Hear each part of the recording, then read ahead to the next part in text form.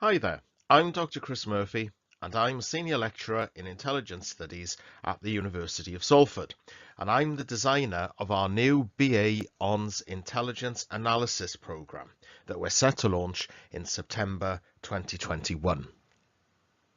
When we think about intelligence, if we were to ask the average person in the street what it makes them think of, there are a number of immediate obvious reference points that repeatedly come up. The first is, of course, James Bond.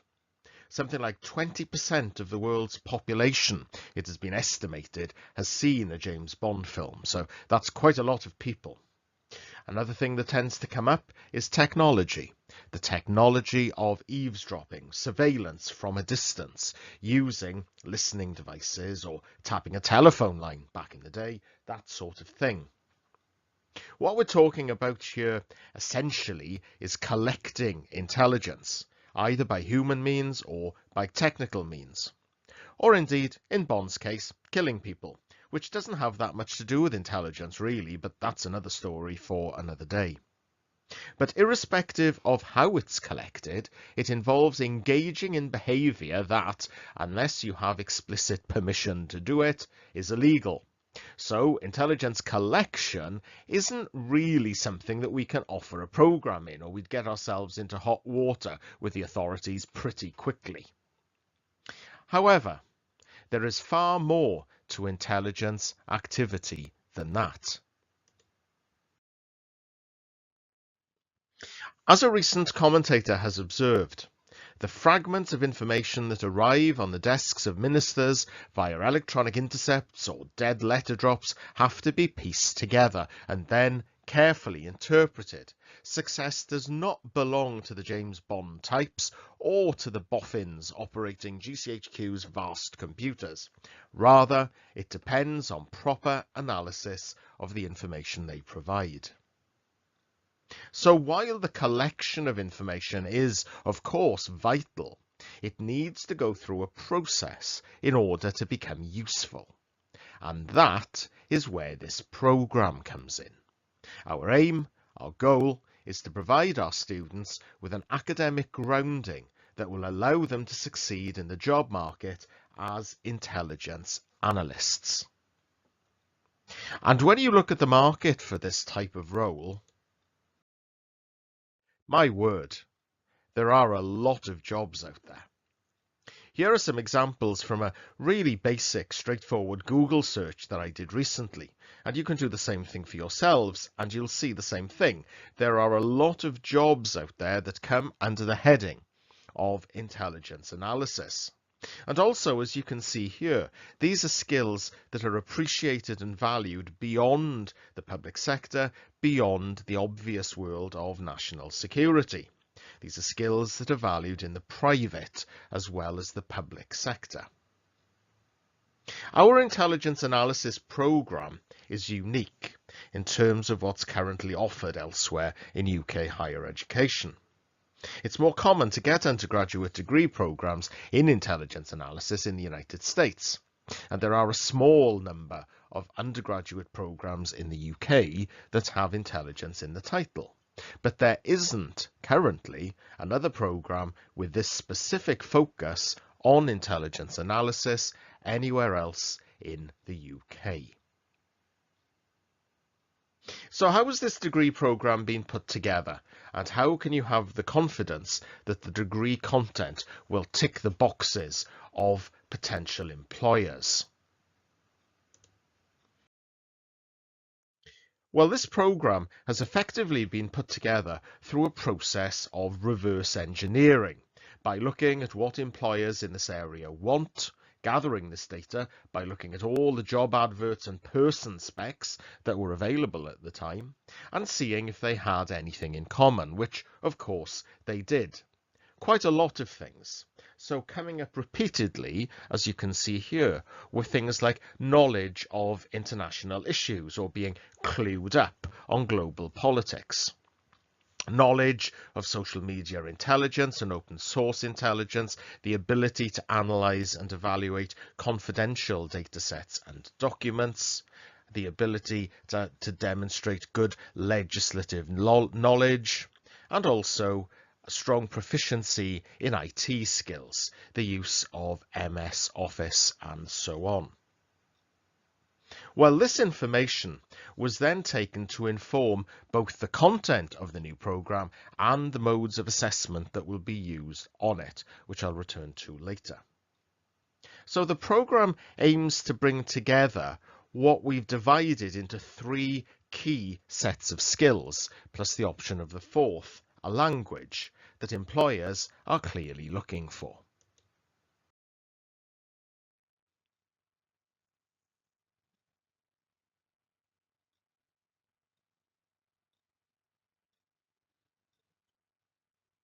I was also fortunate to be able to discuss the development of this programme with contacts who work in intelligence from our existing postgraduate MA programmes in intelligence and security studies. We run an attendance version that's open to anyone, and often people will study this programme with a view to getting a career in intelligence. And we also run a distance learning version of the programme that's only open to serving intelligence personnel. The attendance version has been running for just over 30 years, the distance learning version for about 12 years. So that's how I have the ability to have contacts with professionals in the field, people who have gone on to work for the police or the National Crime Agency, military intelligence, the Cabinet Office, and indeed for various private intelligence and security organisations. This programme was designed with input from and benefited from conversations with these people. Here are some of the comments, some of the feedback that I received when discussing the programme in draft form. As you can see, one of my contacts makes it clear that they think that this programme will put Salford at the cutting edge of identifying ways to exploit and harness the digital age, while another alumni pointed out that the programme covers much of what you would learn over a government or military analyst's training course, and as such would arm people really well for jobs. While a third contact, a security analyst, wished that the programme had been around when they were going to university themselves. These are individuals offering an opinion of such, of course. I'm not trying to claim any institutional endorsement or anything grand like that, but I think these comments demonstrate that we're on the right lines here. So how is the programme designed? What will be taught on it, and how? This is what the programme looks like. In many respects, it follows the pattern of our other undergraduate degree programmes in politics and contemporary history. For a full-time student, that means 6 modules per year, 3 in trimester 1, 3 in trimester 2, plus a long project, a dissertation, in the final year. I'm just going to pick out a few key things from each of the levels. In year 1, what we call level 4, everything is pretty much introductory. You'll be introduced to those 3 areas, those 3 circles that you saw on the earlier slide.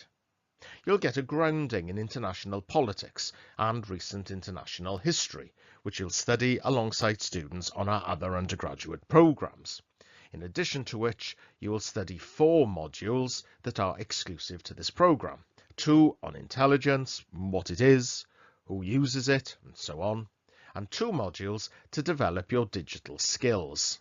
And this is where the degree gets a bit different to what you may normally expect to find in a programme that's being delivered by a politics and history department. Whenever you see a computer in a spy film, they're always running wonderful software, and on the monitor it all looks sleek and glamorous and all the rest of it. I'm afraid to tell you that the real world's a bit different. I asked one of my contacts in the business what the key requirement was in terms of IT proficiency, and his reply was simply Excel, Excel, Excel. The ability to work with spreadsheets, to be able to build them, to be able to interrogate them, is seen as being incredibly important. Equally, being able to use databases is important, as is the ability to present your findings effectively. the ability to use data visualization, the ability to prepare an effective PowerPoint. All of these things matter. All of these things are important, and you will start learning how to do them here in your first year.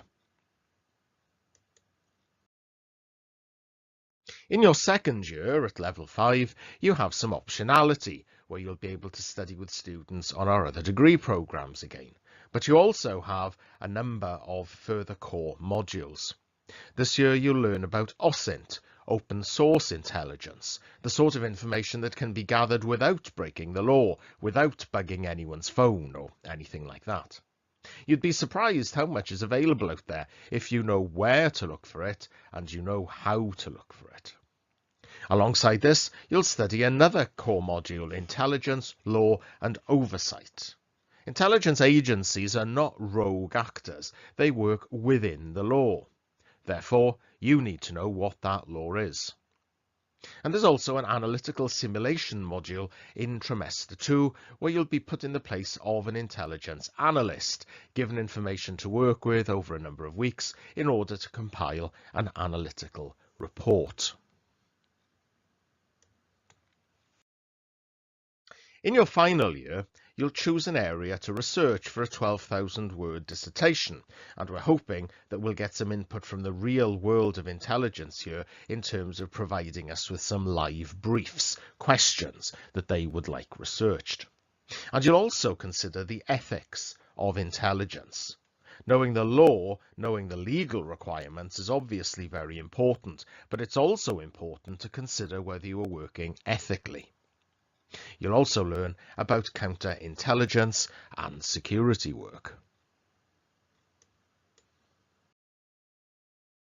Overall then, as you can see, there are quite a few compulsory core modules on this programme. In order to ensure that we cover all the necessary bases, there is a little bit less optionality than you may have seen in other undergraduate programmes. Having said that, there is some significant optionality in terms of your ability to study a modern language during years 2 and 3. It's worth pointing out that at Salford you can study Mandarin Chinese and you can study Arabic. Now, this isn't the place for a discussion of contemporary international relations, of course, but I think it's fair to say that there are two languages that won't be going away anytime soon in terms of their relevance to ongoing intelligence and security issues. Alongside them, you also have the option to study French, German, Italian, Spanish, or Japanese. In terms of how all of these modules will be taught, how the programme is delivered, this will be ever so slightly different to the norm.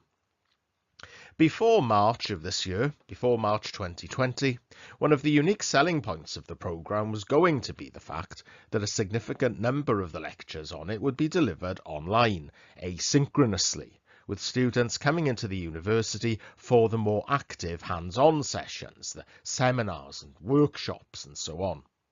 Well, since COVID-19 has struck, that doesn't seem quite as new and innovative as it once did. We're all masters of Zoom and the like now, aren't we? We've all done an online quiz. But nevertheless, it is something to keep in mind. While the rest of the sector is perhaps hoping that blended learning is a phase and that we're going to return to normal in the near future, normal for this programme will continue to involve an element of blended learning. Finally, a word on assessment.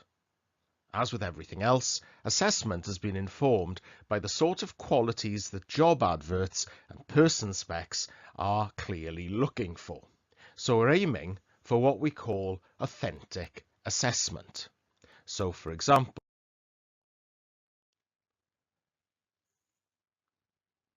here are some of the requirements for a number of jobs: the ability to provide accurate and succinct briefings, to be a capable presenter, and to have excellent interpersonal communication skills.